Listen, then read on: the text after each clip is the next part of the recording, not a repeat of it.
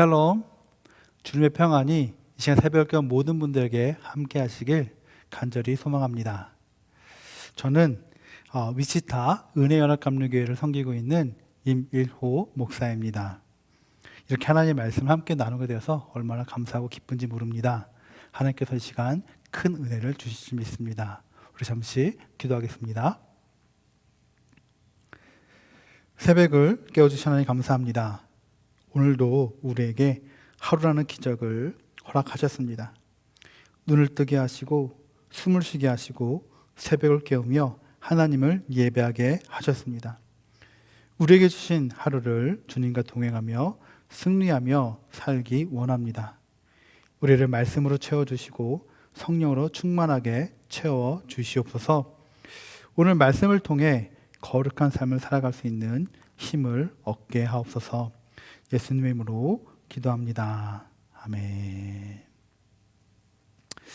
오늘 우리에게 주신 하나님의 말씀을 함께 봉독하길 원합니다.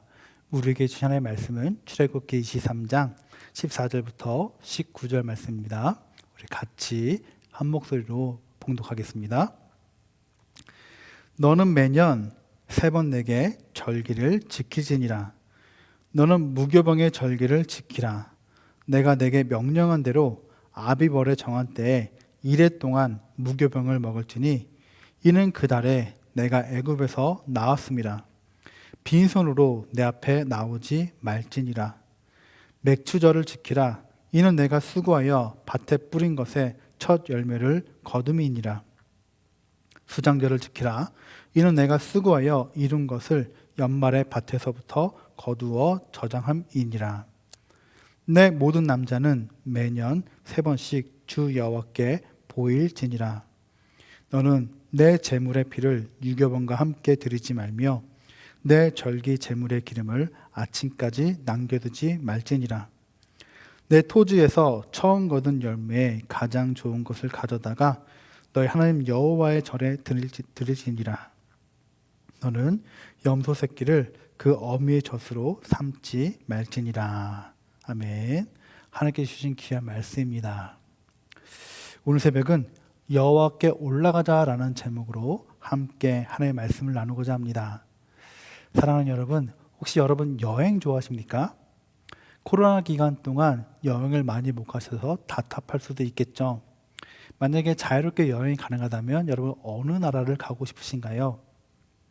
요즘 뉴스에 보면 한국이 대세인 것 같습니다. 한국이 여행 가고 싶은 나라 1위가 되었습니다.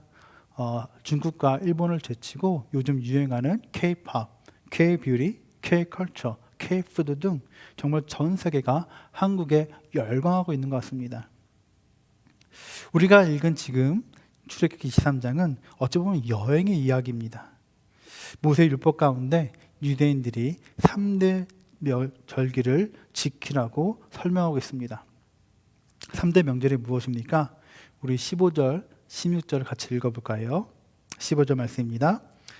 너는 무교병의 절기를 지키라. 내가 내게 명령한 대로 아비벌에 정할 때에 이래 동안 무교병을 먹을지니 이는 그 달에 내가 애굽에서 나왔음이라. 빈손으로 내 앞에 나오지 말지니라. 맥추절을 지키라. 이는 내가 수고하여 밭에 뿌린 것에 첫 열매를 거둠이니라. 수장절을 지키라. 이는 내가 수고하여 이룬 것을 연말에 밭에서부터 거두어 저장함이니라. 여기부터 무교병의 절기는 우리가 잘 알고 있는 패스오버, 유월절을 이야기합니다. 이렇게 유월절, 맥추절, 수장절이 유대인들의 3대 명절인데 이때 유대인들이 하는 일이 무엇이었을까요? 바로 그 다음 17절에 나옵니다. 우리 같이 한번 읽어볼까요? 내 모든 남자는 매년 3번씩 주 여호와께 보일지니라. 무슨 얘기입니까? 이스라엘 백성들 가운데 남자들은 3대 명절이 되면 예루살렘으로 올라가야 했다는 것입니다. 그들이 예루살렘에 살던지 아니면 북쪽이나 남쪽 멀리 살던지 아니면 더 멀리 이방 땅 니느웨 바벨론에 살든지 이스라엘 백성들 가운데 남자들은 매 3번씩 예루살렘을 향하여 순례길을 떠나야 했다는 것입니다. 여호와께 보이기 위하여 예배를 드리기 위하여 성전으로 올라가야 했다는 것입니다. 저는 솔직히 이번 사순절 특별 새벽 기도회에서 제가 출애굽기 23장 말씀을 전하게 돼서 깜짝 놀랐습니다. 이 기쁨의 언덕 제목을 보면 유대인의 절기라는 제목이 있는데요. 정말 신기했습니다. 왜냐하면 저희 교회에서 매주 수요일마다 시편을 강의하고 있는데 때마침 성전으로 올라가는 노래 이 순례시를 강의하고 있었기 때문입니다. 시편 120편부터 134편을 순례시라고 부릅니다. 유대인들이 3대 명절을 맞아서 예루살렘 성전 향해 올라갈 때 바로 순례길을 떠난 사람들이 함께 모여서 노래하고 찬양한 것이 바로 이 순례시, 성전으로 올라가는 노래입니다. 그래서 오늘은 여호와께 올라가자라는 제목을 가지고 우리가 하나님께 어떤 마음을 가지고 나가야 되는지, 또 우리의 삶 속에서 어떻게 살아가야 되는지 우리 두 가지로 함께 말씀을 나누고자 합니다. 첫째는 기쁜 마음으로 올라가야 합니다. 우리 시편 122편 1절 말씀을 같이 읽겠습니다. 사람들이 나를 보고 주님의 집으로 올라가자 할 때 나는 기뻤다. 나는 기뻤다. 나는 기뻤다. 사랑하는 여러분, 오늘 새벽 예배 나오실 때 기쁘셨나요? 주일야에 교회 나가실 때 여러분 기쁘신가요? 아니면 정말로 어렵게 힘들게 겨우겨우 나오고 계신가요? 이 시편 기자는 주님의 집으로 올라가자 할 때 기뻤다라고 노래하고 있습니다. 여러분 생각해 보시기 바랍니다. 유대인의 3대 명절이 되었습니다. 각 동네마다 율법과 관습에 따라서 예루살렘에 하여 떠난 사람들이 있었을 것입니다. 그런데 여러분 아시겠지만 모두 다 갈 수는 없었겠죠. 각기 다른 상황에 처해 있었을 것입니다. 가고 싶어도 갈 수 없는 사람이 있었을 것이고, 또 멀리 혼자 광야의 길, 위험한 길을 가는 것이 두려운 사람도 있었을 것입니다. 그런데 누군가 나와 함께 성전으로 올라가자고 얘기하자 너무나 기뻤다는 것입니다. 하나님으로부터의 초청, 예배로부터의 초청을 너무나 감사하며 기뻐하는 시편 기자의 노래를 우리는 볼 수가 있습니다. 사랑하는 여러분, 혹시 여러분 가운데 대통령으로부터, 백악관이나 청와대로부터 초청을 받으신 적이 있으신가요? 제가 아는 청년은 이민사회에서 역량 있는 청년으로 선정되어서 청와대로부터 초청을 받았는데 너무나 기쁘고 자랑스럽게 생각하더라고요. 그냥 만사를 다 제쳐놓고 한순간에 비행기표 끊고 달려가더라고요. 그곳에 달려가서 함께 참석하며 기뻐하는 모습을 볼 수 있었습니다. 페이스북에도 대통령과 함께 찍은 사진을 올리면서 자랑하는 것을 우리는 볼 수가 있었습니다. 또 다른 한 번 이야기가 있는데요. 만약에 여러분 이 주식 투자의 기자라고 불리는 워렌 버핏이 여러분에게 귀한 주식 정보를 주겠다고 점심 식사에 초대하면 여러분 어떻게 했습니까? 난 관심 없어. 혹시 이런 분 계십니까? 아마 대부분 주식을 하지 않더라도 만사를 제쳐놓고 기쁨으로 달려가지 않겠습니까? 워렌 버핏이 2000년부터 워렌 버핏과의 점심이라는 경매 행사를 만들었습니다. 이 행사를 통해서 어려운 사람들 도와주고 있는데요. 한두 시간 같이 점심 식사를 먹는데 최고 경매 낙찰가가 얼마인지 아십니까? 중개 가상화폐 사업가인 저스틴 순이 무려 456만 7,880달러를 사용했습니다. 우리나라 돈으로 한 54억 원에 이릅니다. 그런데 워렌 버핏이 우리에게 공짜로 같이 점심 먹자고 한다면 여러분 어떨까요? 아마 여기 이곳에 계신 분들도 새벽 예배를 그냥 팽겨치고 달려갈지도 모르겠습니다. 그런데 여러분 여기서 생각해 볼 문제가 있습니다. 백악관의 초청, 청와대의 초청, 워렌 버핏의 초청과 만물의 창조자이신 하나님과의 초청과 비교가 되겠습니까? 하나님과 세상에서 성공했던 사람들과의 비교 대상이 됩니까? 절대 불가능한 일입니다. 그렇다면 여러분, 우리 믿는 사람들이 진정으로 기뻐해야 될 초청은 무엇입니까?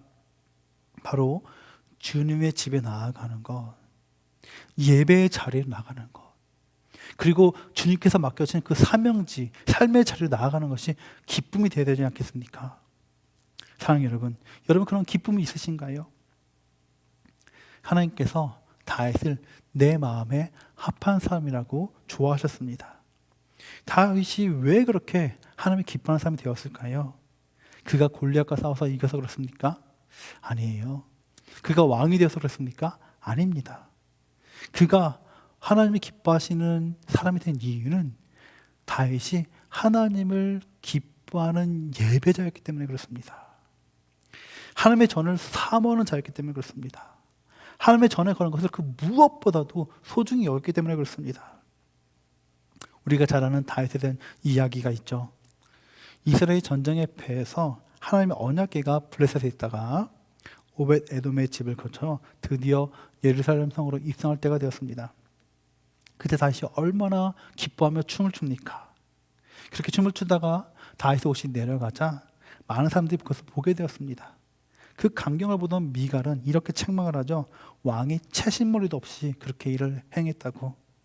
그렇게 비난하는 미갈에게 하나님께서 어떤 벌을 내리십니까? 죽을 때까지 아이를 낳지 못하는 벌을 내리십니다. 사랑하는 여러분, 우리가 하나님을 기뻐하지 않는 것이 벌 받는다는 것을 여러분 기억하셔야 됩니다. 이때 다시 이렇게 고백합니다. 사무엘하 6장 21절 말씀입니다. 같이 읽겠습니다. 다윗이 미갈에게 이르되 이는 여호와 앞에서 한 것이니라. 그가 내 아버지와 그의 온 집을 버리시고 나를 택하사 나를 여호와의 백성 이스라엘 주권자로 삼으셨으니 내가 여호와 앞에서 뛰놀리라. 여호와 앞에서 뛰놀리라. 다윗은 하나님 앞에서 뛰는 것을 가장 기뻐하고 있습니다. 사랑하는 여러분, 지금 우리가 사순절 특별 새벽 예배를 드리고 있습니다. 이 사순절 특별 새벽 예배를 드릴 때 여러분 기쁨으로 드리시기 바랍니다. 감사함으로 나아가시기 바랍니다. 사순절인 시간에 주님의 고난에도 기쁨으로 동참하시기 바랍니다. 또한 우리가 가는 인생길, 나그네 길, 순례의 길, 우리가 맡겨주신 그 사명의 자리에도 여러분 기쁨으로 나아가며 승리의 노래를 부르며 늘 감사하며 살아가시기를 주님으로 축복을 드립니다. 두 번째는 마음과 뜻과 정성을 다해 나아가야 합니다. 오늘 본문 19절 말씀을 같이 읽어볼까요? 내 토지에서 처음 거둔 열매에 가장 좋은 것을 가졌다가 너희 하나님 여호와의 전에 드릴지니라. 너는 염소 새끼를 그 어미의 젖으로 삼지 말지니라. 우리가 지금 읽은 성경에는 여호와의 전에 올라갈 때 빈손으로 올라가지 말라고 얘기하고 있습니다. 처음 거둔 열매에 가장 좋은 것을 가져가라고 얘기하고 있습니다. 그러나 여러분, 이 히브리 성경을 원문 그대로 직역해서 읽으면 이렇게 됩니다. 처음 거둔 열매에 가장 좋은 것이라고 번역하는 것이 아니라 땅에서 맨 먼저 익은 것 가운데서 가장 먼저 수확한 것이라고 번역하는 것이 맞습니다. 다시 말하면 하나님이 기뻐하시는 제사와 예물은 가장 좋은 것, 가장 큰 것, 가장 비싼 것이 아니라 마음을 다하여 정성껏 준비한 것, 정성스레 처음에 것을 드리는 것을 가장 기뻐하신다는 것입니다. 우리가 잘 아는 이야기가 있죠. 가인과 아벨의 이야기입니다. 많은 성도님들이 왜 가인의 제사는 받지 않으시고 아벨의 제사는 받으셨을까 궁금해하십니다. 또 여러 가지 많은 해석이 있겠지만 이것을 성경적인 관점에서 이해하면 좀 쉽습니다. 처음의 것으로 대입하면 아주 쉽습니다. 우리 창세기 4장 4절 말씀을 같이 읽어볼까요? 아벨은 자기도 양의 첫 새끼와 그 기름으로 드렸더니 여호와께서 아벨과 그의 제물은 받으셨으나. 아벨은 양의 첫 새끼를 드렸습니다. 이것을 히브리어 비쿠림이라고 합니다. 그런데 가인을 볼까요? 창세기 4장 3절 말씀입니다. 세월이 지난 후에 가인은 땅의 소산으로 제물을 삼아 여호와께 드렸고. 여러분 차이가 보이시나요? 가인이 드린 제물에는 처음이라는 단어가 없습니다. 제일 먼저 익은 것, 제일 먼저 수확한 것이란 말이 없습니다. 다시 말해 가인은 아벨처럼 처음 난 양의 새끼를 구별하여서 드린 것이 아니라 그냥 아무거나 창고에 있는 거 끄집어내서 드렸다는 것입니다. 성경에서는 비쿠림, 처음의 것이 너무나 중요한데, 정성스럽게 준비해서 하나님께 드린 것이 중요한데, 가인에게는 하나님을 예배할 때 정성과 뜻과 마음이 없었다라는 것입니다. 여러분 한번 상상해 보시기 바랍니다. 아벨이 치는 양이 한 100마리, 200마리, 300마리라고 한번 생각해 보시기 바랍니다.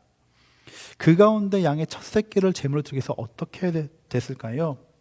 계속해서 관찰해야 됩니다. 여러 마리의 만약에 양들이 임신했다면 어떤 양이 제일 먼저 새끼를 낳을지 늘 지켜봐야 했다는 거죠. 그리고 첫 새끼를 낳았다면 따로 굽여서 잘 들여서 됩니다. 그만큼 첫 새끼를 준비하기 위해서는 정성과 노력과 온전한 것을 드리려는 마음이 있었기 때문에 가능한 것이죠. 또 히브리서 성경을 보면 이게 문법적으로 보면 아벨의 제사는 계속해서 반복적으로 주기적으로 정성을 들였다는 것을 알 수가 있습니다. 반대로 가인은 그냥 아무런 준비도 없이 정성스러운 마음 없이 그냥 창고에 있는 거 딱 끄집어내 가지고 그냥 주님께 올려드렸다는 거예요. 사랑하는 여러분, 오늘 우리가 드리는 예배는 어떠합니까? 이 시간 마음과 정성과 뜻을 다해서 예배하고 계십니까? 우리에게 주신 하루는 어떻습니까? 마음과 뜻과 정성을 다해 하루를 살아가십니까? 우리의 삶은 어떻습니까? 하나님을 향하여 하나님이 기뻐하는 삶을 살기 위하여 정말 최선을 다해서 마음과 뜻과 정성을 다해서 살아가고 계십니까? 우리는 지금 사순절을 지내고 있습니다. 사순절은 예수님의 고난에 동참하는 시간입니다.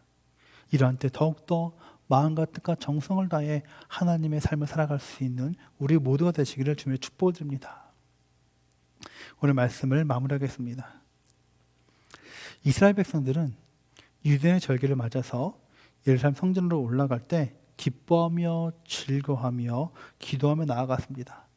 또 하나님께 나아가야 했기 때문에 정결한 마음으로 회개하는 마음으로 나아갔습니다. 또 한 걸음 한 걸음 예루살렘 성전을 향해 올라가면서 예루살렘 성전의 평화를 기도했습니다. 그들에게는 마음 중심에 성전과 하나님이 있었습니다. 그렇다면 여러분, 우리가 질문을 해야겠죠. 지금 우리의 마음 중심에는 무엇이 있습니까? 무엇이 있어야 합니까? 바로 예수 그리스도인 줄 믿습니다. 오늘 예수님을 마음 중심에 모시기 바랍니다. 그리고 오늘 하루 살아가실 때 예수님과 함께 더불어 살아가며 예수의 마음을 느끼며 예수의 음성을 들으며 예수님의 손과 발에 대어서 승리하는 삶을 살아가시는 우리 모두가 될 수 있기를 주님의 이름으로 간절히 축원합니다. 기도하겠습니다. 주님 감사합니다. 오늘 하루도 승리할 수 있도록 말씀을 주셨습니다. 4,000년 전부터 3대 명절이 되면 유대인들은 예루살렘으로 모여 하나님을 예배했습니다. 코로나를 맞으면서 혹여나 우리 마음에 하나님을 예배하는 마음과 하나님에 대한 간절함이 사라졌다면 용서하여 주시옵소서. 주님께 나아가는 것이 인생 승리의 비결인 줄 믿습니다. 기쁜 마음으로 감사함으로 정성된 마음으로 하나님을 섬기고 이웃을 사랑하게 하옵소서. 이 시간 예배하는 모든 주의 자녀들에게 놀라운 평안과 축복을 허락하실 줄 믿으며 예수님의 이름으로 감사하며 기도합니다. 아멘.